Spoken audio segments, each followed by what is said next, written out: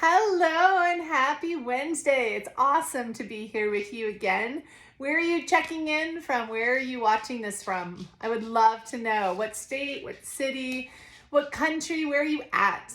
The reason I ask is it's a beautiful platform over here on YouTube to be able to connect and be able to create really awesome connections and relationships. We just have to go out of our way and connect, like actually take action to be able to do that. And I would really love to know where you're from, what you're up to, and what your intentions are as you're scrolling around and looking through my channel. I am happy to share and post about things that are interesting to you. So if anytime you feel like it and you're interested in knowing about something that I might be able to give some insight to, please kindly let me know. And I'd be happy to spend some time chatting about it on a Wednesday. So we are focusing this month on choosing foods that allow our bodies to heal, so that I am choosing foods that allow my body to be able to heal. And we talked about it a little bit last week, and I wanted to touch base with you all today about it and moving forward for a couple of weeks as well, because we do not get a lot of messaging in media in general that you can heal your body. We don't get a lot of messaging about symptoms that we have and what those symptoms might be trying to tell us. So I know it sounds strange to a lot of people, but if you give yourself space to listen, your body is happy to talk to you, and you will be able to intuitively figure out a lot of what you're reacting to, how your body's responding to your diet, to the lifestyle choices that you're making. And in time, as you're consistently giving this priority, you're going to be pleasantly surprised to see that you will definitely get insight as you change some of your habits, as you change some of your boundaries, and as you change just some of your intentions. Most of us don't even have intentions. Most of us don't even have an intention or a mindful energy behind what we're doing. We're just on autopilot. So honestly, if we're going to look at what step one of a healing process would be like, it's about giving ourselves permission to become more mindful, paying more attention, as I mentioned last week, about how we're feeling about the foods that we're eating, how our body's feeling, why we make the choices we do. So often I hear people say, I know I shouldn't eat this way, or I know this isn't good for me, but I eat this anyhow. And it's such an awesome conversation to explore. If you genuinely in your heart know something could potentially be damaging or hurtful for you, why is it that that priority of habit is getting created? And it is a really beautiful, beautiful thing to really sit back and look at and do some work around so you can break free from that trap. Again, we aren't given a lot of messaging pretty much anywhere that you are incredibly capable of healing your body, and you are worthy of being healthy and vital and illness free, and you're worthy of amazing sleep and being fit and being proud of what you look like and how you feel. You deserve feeling creative. You deserve feeling inspired. You deserve waking up with lots and lots of energy. So all of these things are part of the healing process, and it's part of what we're worthy of creating for ourselves.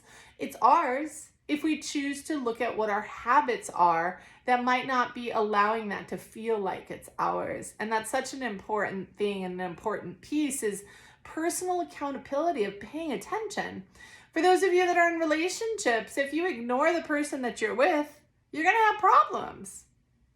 If you do whatever is convenient all the time, you probably aren't going to stay in that relationship. Or if you are, you're probably going to be pretty miserable. It's the same thing with your body. You can develop a relationship with your body. Your body is talking to you.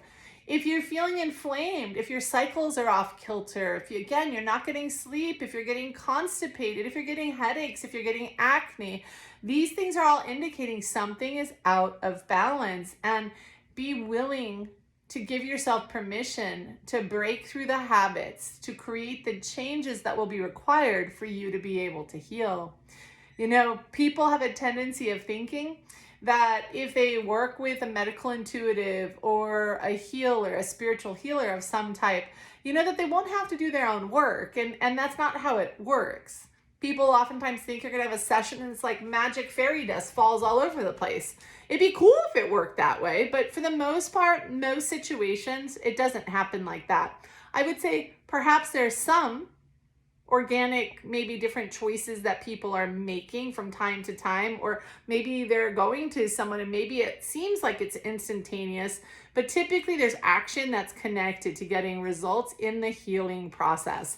And we're personally responsible for that. So when you allow yourself to surrender and think outside the box that's constantly getting shoved into your face, that you're going to get sick as you get older, that it's normal to feel pain, that there's just, you turn on the TV, you scroll through Instagram, you look on Facebook, you do probably even ads through YouTube. You're seeing medication after medication after medication. And we're very grateful for Western medicine. We're very, very grateful for Western medicine and all of the awesome beauty that it offers us, all of the tools of diagnosis and healing that it can inspire. But the default is always that instead of what might my body be telling me? What might my body be telling me? How can I support my body? What's going on inside? How can I help my body heal? What is it that my body needs? If the body is talking because it's uncomfortable, that means it's needing something that it's currently not getting. It's not because there's something wrong with it. It's not because you're getting old. It might be because you're deficient in something. It might be because you're allergic to something. It might be because you're not happy in your life and you're not making the changes. Maybe you don't even know what changes to make or how to make them.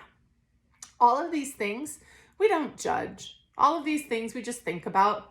All of those things we take notes of and we explore, and then in time, we organically start changing our habits.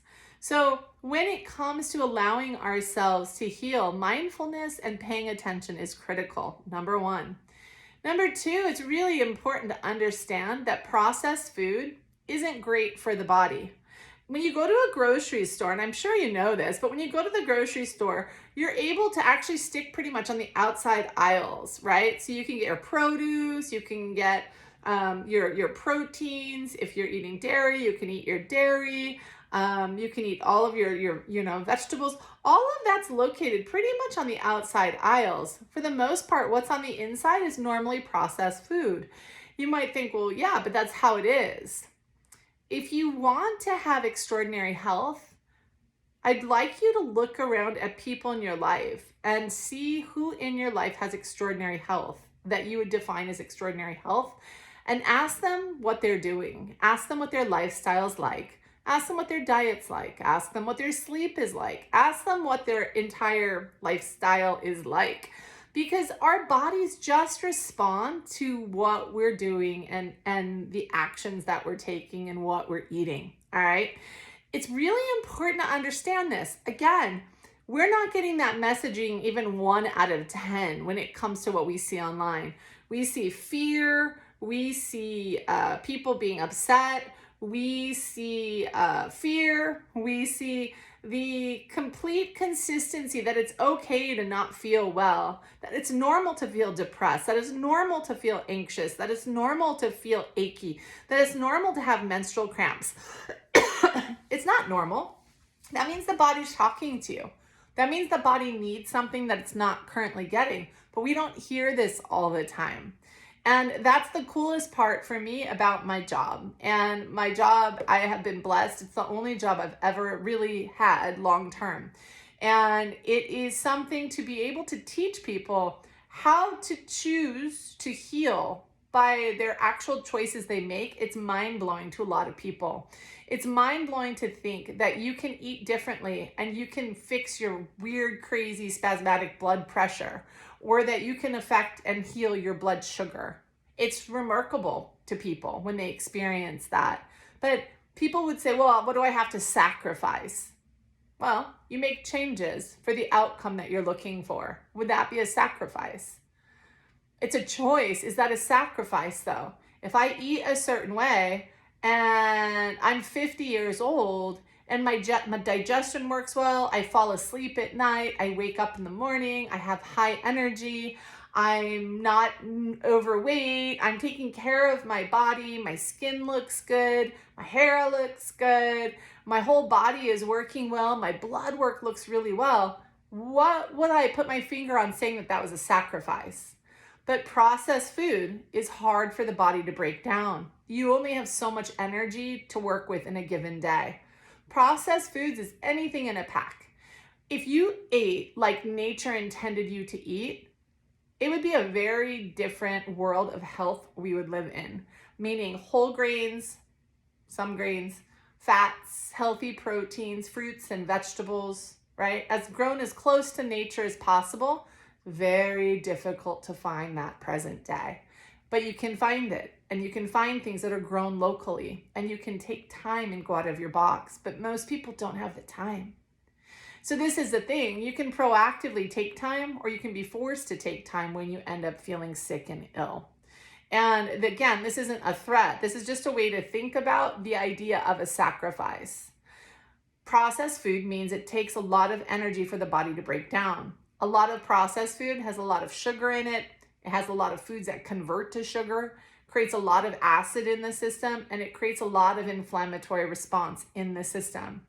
If you've never taken time away from processed food, you'd probably be amazed at how you physically felt after a couple of days of detoxing. The detoxing part's not so fun, but when you take yourself off of processed foods, that's anything that doesn't look the way it is in nature. So again, how much, if you look at your plate of food at a meal, how much is able to heal the body? How much is potentially adding to injury or adding to illness? That's your question without negative judgment, just out of curiosity to look for yourself. If you look at a plate of food, how much of your food is processed? It's really important to think about. A lot of people, a lot of vegans I know even, a lot of people that would be considered health nuts, their diets are over 50% processed food. It's very important to think about this because the more holistic your diet is, the more connected to nature your diet is, the more your body will be able to create a natural connection and a natural rhythm. Most people are very disconnected. Most people are overwhelmed, they're overworked, they're in debt. No matter what they do doesn't feel like enough. And the thing they want to do when they come home is put their shoes up, on the couch, relax, watch TV, and order Uber Eats or go get fast food. So many people are doing that in our culture today. And we wonder why so many people are falling ill. It's not saying you can't ever have this stuff, but when you look at your plate consistently over time and you see that you're eating mostly processed foods, it's really important to understand that you're not helping your body heal and you're not helping your longevity from a point of quality of life. I personally, there's studies and things that are done that say, if you eat this way, you add X amount of years on your life.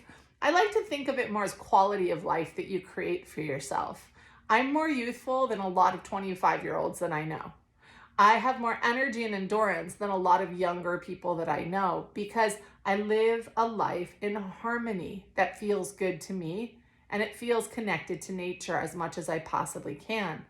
And it's not saying that to toot my horn. It's saying that to help you understand that it wasn't always like that for me. I healed myself of asthma. I healed myself of constipation. I healed myself of allergies. I had seasonal allergies. I don't have any of those things anymore. I started getting insomnia as my hormones started to change. Don't have that problem anymore. It's a remarkable process as you allow yourself to give yourself permission to think about your actions in a practical way, not because somebody's telling you you have to, but think of the logic. Someone recently just told me this very, very interesting statement, and it really stuck with me. It said, the medical industry doesn't make money off of healthy people. And it was just like, whoa. The medical industry doesn't make money off of healthy people. They make it off of the medications. They make it off of people who have to come in and have to do all of these things because they're sick. Imagine if they didn't have such a need to do that because we knew how to care for ourselves. So I want you to be compassionate to yourself, because this isn't your fault. It's just something where you look all around you, you're not seeing a lot of information about how to heal your body, how you can heal your body. You're getting taught fear. You're getting taught that there's a fix. If you want to lose weight, there's these shots and there's these pills and there's this and that. But what about your diet? What about looking at, how did I become this overweight in the first place? How did I become this exhausted in the first place? You can only have so many cups of coffee in a day before you're going to affect your heart and your body in a very negative way. So this is the thing, is be gentle with yourself, because it's safe to assume you've never learned how to care for yourself. Where would you have? Medical doctors only go through, I think it's like 8 to 12 hours of nutritional training. So unless you've spent some serious time with a nutritionist that's more holistic in viewpoint, and even if they're not, are you following what they've told you to do? Your lifestyle will equal the quality of your health in most cases. Your lifestyle will equal the quality of your health in most places.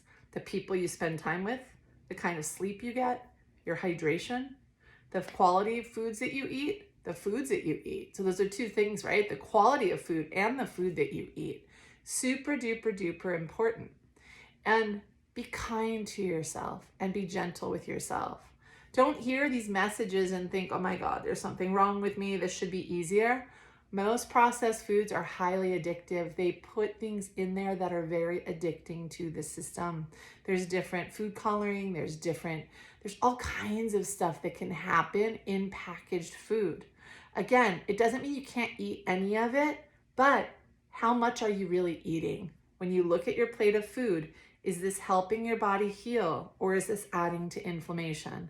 That is our number one question of the day. If you need any help, reach out to me. If you want to be on my emailing list, you can do that. If you want to, I have a beautiful, beautiful group called Healthy Habits. If you ever want to join that, just send me a message. I'm happy to respond, happy to connect in. Follow my Instagram, follow my Facebook. We put lots and lots of great content out to help you think about the messaging that you're constantly being given, but also the actions that you're taking on a day-to-day basis. This is the time that we show up for ourselves. It's critical. Again, the industries don't make money off of healthy people. Let that sit here, because it really sat in here for me. And that's what inspired me to do the next couple of weeks of these emails or these recordings for you. Healthy people don't make the medical industry money. Let that sit with you. Allow yourself to see how that feels, and allow yourself to really look at the messaging that's coming in toward you. Give yourself permission to change and give yourself permission to heal. The foods that I choose allow my body to heal.